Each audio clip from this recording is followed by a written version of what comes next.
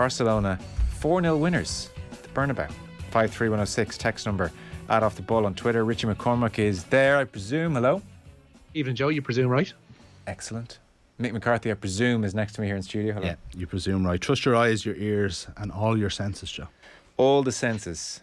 So, weekend of sport, which is very interesting, Mick. What took you? What took your fancy before we get into the news round? My fancy was mainly taken by the rugby, but then also I sat down yesterday and I was overwhelmed by the GAA. I have to say, Emotionally? No, not emotionally, or not this time of year. Well, there's just too much going on with football and hurling on at the same time, and you're trying to keep up. You're trying to remember what matters. You're trying to check scores, watch bits of games, listen in for reports, and I kind of just gave up on it. And I said I'll find out later. And I turned on the Formula One. Oh yeah. And I'd say it's the first race of the season I've watched in, I'm going to say, 15 or 20 years. I was a big Formula One kid in the day, as were so many. That's not unusual in this country. You fade out of it. Drive to Survive got you back involved, blah, blah, blah. But ultimately, was I actually back in? Was I sitting there on the grid watching Martin Brundle's interviews before the race? And actually, I was paying attention last season. I wasn't watching it. And I watched the majority of the race yesterday, and it was, as usual, absolutely captivating and brilliant. You know, if you give Formula One a chance, it's always great. Yeah. Well, I caught the last maybe 10, 15 laps, and obviously the Red Bull implosion was unbelievably dramatic and exciting, whereby both, in effect, didn't finish within 5 minutes of each other. Absolutely, yeah. So Verstappen was losing power, and next thing you see the Ferrari go by him, and you're like, what's going on here? Then Hamilton goes by him, okay, and Verstappen's out, and you're like, right, okay. He's completely collapsed. And then Perez, the exact same thing. The commentators like, Perez is losing power too. I love that they know, like they can read these. It's like they're reading ones and zeros on computer screens and can figure out what's happening. You know, they're like, Perez is losing power too, and they're like, oh my god, this is amazing. So Red Bull completely implode. Ferrari get a 1-2, and Leclerc was going to win the race anyway, and he was brilliant. And actually, before the Red Bull implosion, my fascination was with, I don't know if anger is the right word, but just the sporting. You know, you watch sport for the competitiveness, and there's an element of fairness that you always want, and this bloody safety car thing is a sham, you know. So it's like Leclerc's got the race won, it's all sorted, and you know, Red Bull are trying things with pit stops, then a safety car comes out bang on cue for the last 10, 15 laps of the race, and everybody closes up. Suddenly Lewis Hamilton is back in from being like a minute and a half behind in fifth. He ends up getting on the podium because of the Red Bull collapse. But you know, nobody actually the Red Bull thing happened separately. No positions were changed because of the safety car, but at the end I'm still going, this is a sham. I'm so angry about this thing that didn't impact the race in any way. Yeah.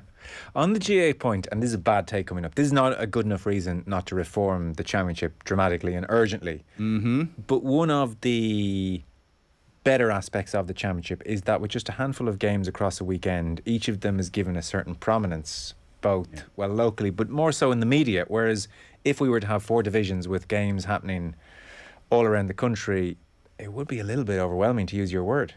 I think it becomes hard in the current intercounty system to have what's going to be like weeks like this with the league in the championship. We had it a little bit last year. You're kind of thinking it's COVID, but it's all set to happen again now in the even more confined season, and I think it's very difficult. It's very difficult to be a supporter. It's very difficult for you to go to all the Kildare games every Sunday if you weren't in here and actually have a fair idea what's happening. You might watch the Sunday game when you come home. You might listen to the radio on the way back from the match. But are you sitting there watching your 2-3 games a week, you know, and be a neutral GEA fan as well as your Kildare fan? I went in like 2018, or it was 2018, 2019, whatever the last year, the full round robins, whatever. I think I went to every Clare game. I didn't have a sense that I wasn't aware of what was going on in the football championship or in the wider hurling championship. I was still able to watch games. I was still able to pay attention. I think if I did that now this summer, I'm going to miss the entire year. And it's just suddenly going to be All-Ireland semi-finals, and I won't have a clue how Galway are playing in the football or whatever it is. You know? Yeah, there is that for sure. Again, though, to your point, this has all been done for a very good reason. Yeah. But I do think we have to talk about what we're going to miss out on as well. Yeah, huge amount. Because it's impossible for any highlight show to get you up to speed on everything. You're getting 3 minutes of a game. Like, tops. I mean, It's we can impossible. go on about the highlights all day long and whose fault it is and whose fault. Even with fault taken out completely, Yeah. it's an impossible job. It is. You're just seeing scores. That Yeah. doesn't tell you what happened in the game. And therefore, every team looks amazing. It's like they haven't missed a shot yet. It turns out they got 28 wides. Yeah, exactly. I can't believe how good Fermanagh was. How the hell did they lose by 25 points? Yeah, so it's tricky. I mean, I was even just kind of thinking of summer holidays and different bits and bobs and looking ahead to the year, and you're like, God, the hurling final is the 17th of July. The football is the 24th of July. And we've got 5-6 months of, I was going to say nothing. It's not nothing. Like, the club is the club, and it's wonderful for everybody participating. But from a spectator point of view, the club does not capture the imagination in the same way. So I really do hope that they move the All-Irelands back to late August. They need to figure out a way of doing it, I think, because I think it's going to be just too condensed. You're saying that 17th July, or was it 14th of July? 17th for the hurling. Traditional kind of week I always think of is sort of the first Sunday in July for like the Munster final, right? Do you remember when, like, not that long ago, you had like Cork winning a Munster final on like the 7th of July, and then like it being a disaster because they had like 8 weeks to wait until the All-Ireland semi-final, and they kept getting knocked out. The Munster champions kept doing, and says that's how long the season was back then. Yeah. Now it's the week after is the All-Ireland final. Mad, like it's just going to come and go.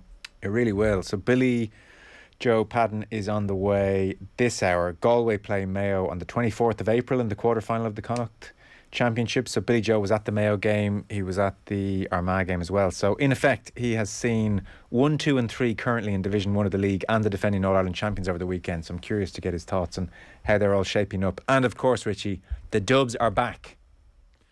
Were they ever really gone, Joe? I mean, fool was anybody to have written them off over the first 4 weeks of the league, and to say that they were a spent force.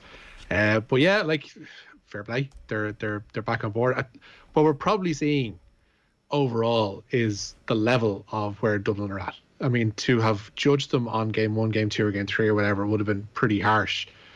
They were a team who you would have figured anyway, regardless of form, and that would have only gotten really motoring when everybody was back available to Desi Farrell, and they were, back to somewhat near full strength. And they're still not amazing, but that might be just where Dublin are at the minute. They might just be a really competent, above average team, and that should be okay. Yes, absolutely. Semi-final certainly, and then let's see what happens. The moment of the weekend in some respects, certainly within the Six Nations, and it's unusual you would say this when a team has won a Grand Slam, but the moment of the championship is Paolo Garbisi kicking a conversion. I was just worried he's going to miss it for a moment. I mean, this is so scoreable in a perverse way. If it was on the touchline and difficult, at least then we'd make allowances for you missing, but you just can't miss this.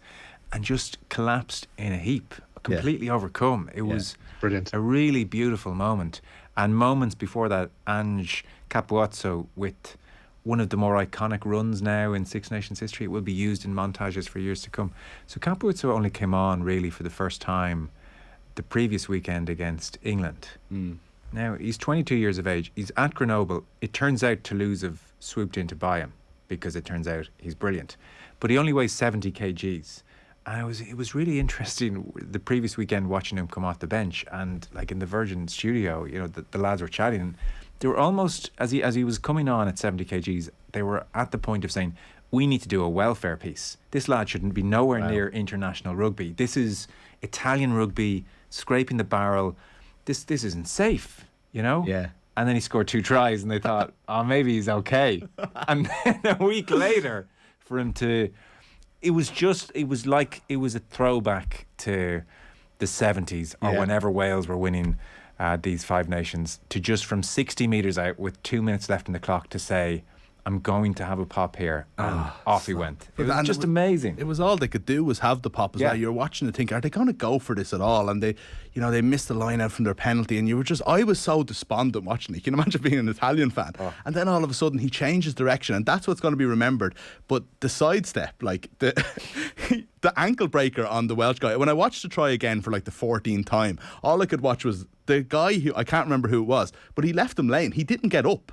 He didn't bother getting up for the rest of the move. He just stayed there on his stomach looking up at wanting the ground to swallow him up for the fool he'd been made of. But what a moment. I genuinely don't think I could have been happier by that try happening. I had my 5-month-old baby in my lap, Joe. Yeah. And it was followed by roaring crying which I hope my wife isn't listening to this, because I didn't admit that it was because I screamed at the TV at the time. And we had a conversation about how he had just spontaneously started crying. I don't know what's wrong with it, guys. But I definitely screamed in a 5-month-old baby's ear in excitement. For a moment there, I thought you were going to say I was happier than when my 5-month-old baby was born. But thankfully you didn't go that far, which is good. I'll keep it to just the weekend. It was the happiest I was this weekend. I feel bad for Ian McKinley. I need to apologise, because the week before he was in a studio going, honestly, they're not that far away. And I think Shane Morgan may have said, they're going to lose the next 36 and all. So I saw that Tommy Bowe fished him out actually soon after. Was Ian just at the match? No, he was due to be there for Virgin. Oh, okay, he was due to be there. I wasn't sure if he was there for Virgin or whether it was like, we have to talk to Ian McKinley here. He's finally been vindicated. Someone on the tannoy. If Ian McKinley is in the stadium, or he was due to be there. So amazing moment. So we'll chat about that with Jay Thornley and Fiona Hayes after 8 o'clock. We should press on with the news round. It is, as ever, with thanks to Gillette Labs for an effortless finish to your day. Richie, you are starting with the new Anthony Barry. Yeah, John Eustace is his name, and he has been added to the Republic of Ireland backroom team as of today. The Queen's Park Rangers assistant coach will combine his new role with his one at Loftus Road.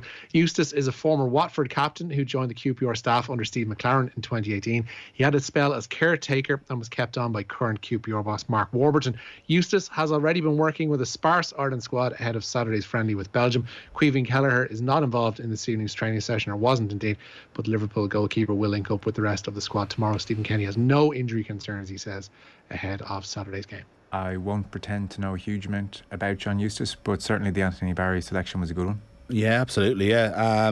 I suppose Anthony Barry was working with Chelsea. It holds a little bit more weight than QPR, but I didn't know much about him before today. But looking into him, it seems like it's a good appointment in that, you know, like I saw Dan was talking about on Twitter, one of the things that's most important to Stephen Kenny is that, you know, QPR play in the same way that Ireland do. It was very much looking for a like for like in a style of coaching. I believe that Eustace was in the same coaching tree or the coaching class, I think, as Barry. You know, one thing that's going in his favour definitely is that he does seem like a hot property. Swansea wanted to appoint him last summer as their manager. He wanted to go. It ultimately fell apart for, I think, personal reasons. It's undisclosed, but what was read about it was that both sides were very disappointed that it couldn't happen. Swansea obviously themselves have a great coaching tree, and we know that they're famed for spotting these unknown people and making them brilliant managers. So that's the upside. The downside is he was hired by Steve McLaren, so I don't know. That's unfair. Yeah, that is unfair. Cheap gag. That was cheap. Devin Toner then, Richie. Yeah, he's announced his impending retirement from rugby ahead of his 36th birthday, which comes in June. The towering lock will hang up his boots at the end of this season. Toner is Leinster's all-time appearance record holder with a running total of 276 appearances, during which he won 4 European Cups and 7 league titles. He was part of the 2018 Grand Slam winning Ireland team and amassed 70 international caps along the way. Toner says he's happy to be able to retire in good health and on his own terms. I'm sure he is. It's a hell of a career for a player. Really, the powers that be weren't sure about him for a long time. Yeah, absolutely, yeah. I was thinking about this today. So I was at an Ireland match against New Zealand in the Aviva. The Aviva was really new. I think it was 2010. I stand to be corrected on that. And Dev came on. And he was, 23, I guess, if it was 2010. And I remember, just thinking, this guy is big and he has physicality, and that's what he's been picked for. And where are we going? We're never going to beat New Zealand if this is what we're looking for. And when you think of the career that he made for himself, it was such an unfair assessment, because talk about making the most of, you know, your talents. But when you think of Devin Toner, you don't necessarily think of, well, I don't anyway, I don't think of the guy who was like such a dominant line-out performer because he was the tallest guy in world rugby and he was 6'10". I think of like the amount of tackles that he used to make in open play and how he was always Ireland's like leading tackle count. He was always at the top of Ireland's tackle count in every game. You know, he was just this really reliable guy in the tight. But you know, I hope that we don't always think of the World Cup and the controversial non-selection when we think of his career, because like 70 caps and most ever Leinster appearances and so on. So like, he's just had an unbelievable career and he deserves any adulation that he gets today. I don't think we will, because the World Cup went so appallingly. Yeah, that's true. If they had won the World Cup, then it would have been very difficult for him. So congratulations to him, an amazing career. So I think he's at 276 Leinster appearances and counting. He's the leading record holder for appearances for Leinster, and I'm sure he'll add a few more over the coming months. Meanwhile, the Irish women's team have a new captain, Rich. Yeah, from one second row to another. Nicola Friday says captaining Ireland will be an incredible honour. The Exeter Chiefs lock will lead the side through this year's Six Nations, starting with Saturday's clash with Wales at the RDS. Friday has made 22 appearances in green since making her debut in 2016. Greg McWilliams, the head coach, says she was the outstanding candidate for the Ireland captaincy, surrounded by Ciara Griffin upon her retirement, of course. Yeah, we'll touch on that after 8 o'clock as well. Ireland play Wales on Saturday at the RDS in their opening Six Nations match. The under-20s, meanwhile, Six Nations Grand Slam. Yeah, a third ever Grand Slam for the under-20s last night. Richie Murphy's side capped off their unbeaten campaign with a 59 points to 5 win over Scotland at Musgrave Park. Ireland ran in 9 tries in all at the Cork venue yesterday evening and were impressive right throughout this competition. They were. It was an annihilation. Capacity crowd as well at Musgrave Park. There's a nice relationship with the 20s and the Cork public. Definitely. It's a very smart move to go down there. The 20s have a lot of very promising players. I mean, who knows between now and 2, 3, 4 years' time how many progress. It's incredibly difficult, but they were very impressive. And they have won in different styles throughout this championship. In round 2, away in Marseille, they were under massive pressure throughout the game and really didn't look like winning at any stage until the last minute when they scored the winning try. Yeah. And then equally, they've been very dominant in games such as yesterday, and they ran away very comfortably against England as well in the previous round. So really impressive. Scottish rugby seems to be in dire straits. They are 0 wins in 10 and counting now at 20s level. The Italians have won 3 matches this year, so yeah, that's not great. It's not great at all. Some of those like 20s guys, no matter how good the team is and no matter how impressive it is, there's always a fall off. Most don't make it professionally. No. To have that moment in Paris as your, as in one of the most famous underage wins we'll ever have, just by the way it happened, I think is such a great way to do it. But there is always guys who come through. I was down and you mentioned the Cork atmosphere is brilliant. I saw Craig Casey was probably the star of a really good team that won the Grand Slam. I saw them beating England, and these guys stand out. There's a couple that still might have a chance of making it. Hodnett from Munster, Ben Healy, Harry Byrne were all on that team, but Casey was just electric. But you were thinking, will he be big enough? And then you watch him for the next few years. That's why it's class to watch these. I don't know if you were covering the game yesterday. Is there any, if you were to pick one, Joe, who's on that Ireland team that wins the Grand Slam in 5 years? It's very difficult. I mean, Patrick Campbell at fullback has already scored a try for Munster in the Heineken Cup. That's not bad. And showed real pace at that level. So he's one for sure. James Culhane, the number 8's been talked about a lot, and there's a prop or two. Boyle, I think it's Jack Boyle, off the top of my head, seems to be very good. But even talking to Alan Quinlan yesterday in studio, he was saying some of these guys need to keep growing. Some of them will and some of them won't. Yeah, that's always the story. Genetics as a starting barrier is genetics. Craig Casey being maybe the exception. But there were so many lovely touches. There's a try that Matthew Devine scored, the scrum half from Connacht, where he dropped the ball onto his foot and popped it through. It's just a moment of real class. And then, Charlie Tector, in fairness, in the out half kicked the winning kick in France and was good yesterday. But a part of me, even though I covered it on TV, was thinking, let's not put. These are kids. The second row is 18 years old. O'Tiernig is 18 years of age. So it's on national television. And part of me was thinking, I'm not even sure they should be on national television. Yeah, you don't want to put pressure on them, but everyone back from ads. I suppose I mean it in a different way, in that there's part of the fun of spotting, talent spotting, and you never know. There's no way of knowing what way it's going to turn out. You could watch the All Blacks 10 years in a row and you wouldn't know which guys are going to break through. You wouldn't know. Atzel King didn't play a lot of the games, but he came off the bench and scored 2 great tries against England. Outrageous tries. A lot of the Irish backs are close to 100 kgs. Yeah. They're big boys. A lot of them are 6'2", 6'3", 6'4". It's bigger than our Italian friend. Just a bit. By a bit. Yeah. So, look, it's very promising. There's a lot being done correctly in Irish rugby. You look at the Scots and it's dire. Richie, the owners at Manchester City now coming under the crosshairs, I think.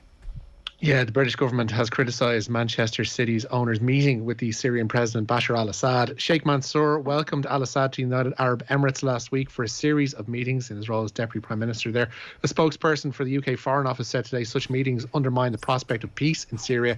Meanwhile, Labour MP Chris Bryant questioned whether Mansour was a fit and proper person to be owning a football club. Yeah, I was just doing a bit of reading about this. I was chatting to you as well, Richie. So, in short here, the issue that they have is that Assad has only previously left the country to visit allies in Russia and Iran, because most of the international community has essentially turned its back on Assad. And interestingly, the UAE, where the city owner Mansour is deputy prime minister, they'd previously backed attempts to overthrow Assad's regime, and now they seem to be more well disposed to the regime. So I don't exactly know what's prompted that change, but nonetheless, nobody in the UK is too impressed with Sheikh Mansour hosting Assad over the weekend. So yeah, the thing is with all this, Mick, and we touched on the football show, there is now such a heightened awareness about ownership and what is a fit and proper person, but it's too late. Yeah. They can't. This is not enough of an issue to take the club, to take Manchester City off Sheikh Mansour. They can't go around and say we've suddenly decided that we were a bit too loose and we're just going to retrospectively say no. It's done. It's over. I also think that this idea that like Premier League rules can take these multi-billion pound companies from these private owners under British law, especially when Abu Dhabi or UAE are a ally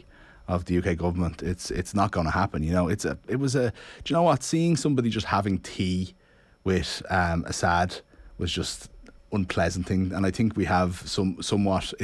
It's possibly a good thing if we can redirect our focus on some of the things that are happening around the world in light of what's happened in Russia, and say, do you know what, we've been turning a blind eye to some of this stuff for quite a long time. But yeah, look, Man City also posted record, or became the highest turnover, most profitable company in our football club in the world today, because of their amazing commercial work that they do.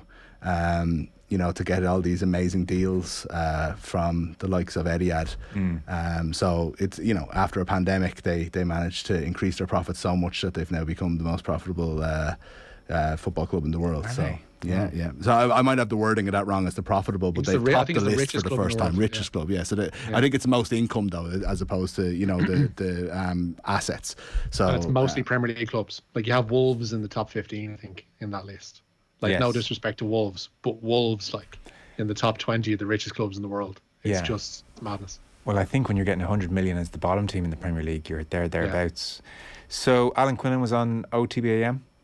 Yeah, he says Joey Carbery needs to start at least one of Ireland's tests away to New Zealand in the summer. The Munster at half made a brief cameo against Scotland on Saturday, following starts against both France and Italy this season. But Quinlan told OTB AM he believes Carbery needs more consistent game time if he's to be Jonathan Sexton's permanent replacement. Joey Carbery needs to play well for Munster now for the rest of the season. He needs to get loads of games under his belt and avoid some injuries, hopefully, because one of the big problems with him at different times is his lack of match practice and match hardness that you get. But there's no quick fix solution to the level that Sexton plays at and what he can do. But that's still an area for concern. If Johnny Sexton gets an injury or something happens to him, doesn't make the World Cup, there is a bit of a difference, and that's still there. But I'd be confident that Carbery, if he finishes the season strong and he gets a good run, he needs a bit of luck too with injuries. But you're kind of damned if you do and damned if you don't in this situation, because your captain is your number 10. And I think New Zealand has to start to test New Zealand and deal with that pressure of what he did in Paris again and try and build on it. Yeah, I kind of have thought he should have started yesterday, to be honest. Richard in Galway, not happy with you, Mick. Are you serious, lads, complimenting Man City and doing a great deal with Etihad? Don't you know who owns Etihad, lads? We do. I am serious. I am really serious. I think they have a really good commercial team in there. They're just fighting for every last cent, and that's why they're top of that list. They're so canny. It's bad enough the tone doesn't work on Twitter. Now it doesn't work on the radio. That's a worse dig than I had at Steve McLaren earlier. Yeah, no, sorry, Richard, that was the point. We were just making that exact point, to be honest. Maybe we might have done it a bit too dryly. On the whole sports washing front, though, are we entering a stage where sports washing doesn't work anymore because anyone who's trying to sports wash is now just inviting world attention on their foibles? As in, if you take last weekend, I think the reason we were all aware there were 81 executions in Saudi Arabia is because of Newcastle United and, to a lesser extent, their efforts to get into golf. And now there's a heightened awareness of what's going on in these countries as a result of their efforts to sports wash, which maybe a decade ago were working a bit easier. Anyone think that it's almost counterproductive increasingly? It is and it isn't.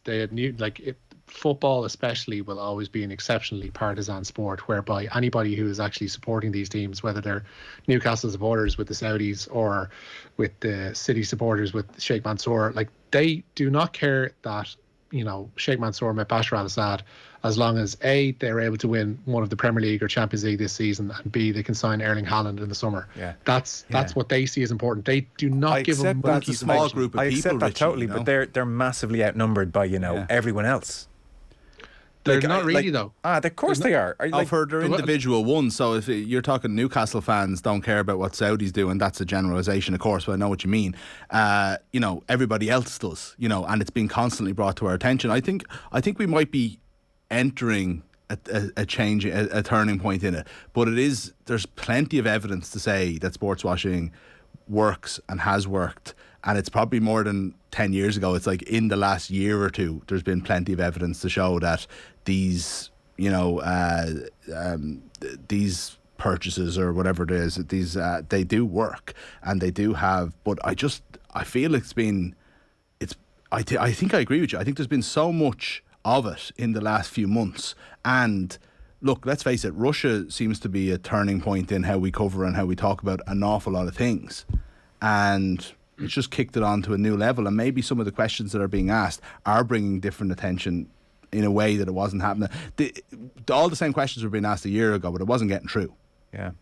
To be fair, people have posited the argument that it's not really the affection of the public at large that they're after, that it's more soft power. You know, by owning these football clubs or running golf leagues affords you a certain soft power in the world. But again, I don't know if that stocks up either. Like, you literally had Boris Johnson genuflecting over in Saudi Arabia because they have oil. Yeah, like if you can drag the British Prime Minister over, I don't really think whether they own Newcastle or not affects their standing. So I just increasingly wonder what the thinking is. Or maybe it's they're planning for a post-oil world where suddenly the oil stop and then it'll turn out they have wealth because they own a gazillion different assets all over the world. Newcastle will be worth a lot more in 50 years or 100 years when they still own it. Maybe that's the thinking. Yeah. I don't know. It's just, it is interesting now that, like I said, I don't think the 81 executions last week would have been reported as widely if they didn't own Newcastle. So I don't know. It's a kind of interesting one. Might do a piece on it, so maybe dig into it. So, well, wherever you want to go, Rich, we've maybe a minute, whatever you fancy bringing us. We'll bring you the golf because I guess it's the most interesting one there. Seamus Power is going to go into this week's WGC match play looking to hang on to his top 50 spot in the world rankings. The Waterford golfer will qualify for next month's Masters if he retains his current place of 48. Power has been placed in Group 4 along with Patrick Cantlay, Keith Mitchell and Sung Jae Im in Texas this week. Shane Lowry is in Group 16. He has Brooks Koepka, Eric Van Rooyen and Harold Varner III for company. The Offaly golfer earned a tie of 12th at the Valspar Championship last night, seeing him rise 3 places in the world to 33rd. Very good. Rich, thanks a mil. Appreciate it. Nice one. Michael, thank you. Thanks, Joe. We have Billy Joe Padden on the way. Your chance to win big. News Talk's Cash Machine. We're up to €500,000 given out to listeners so far in 2022 on the Cash Machine. Our latest winner, Orla in Ennis, was helping the kids with homework when Barry called us after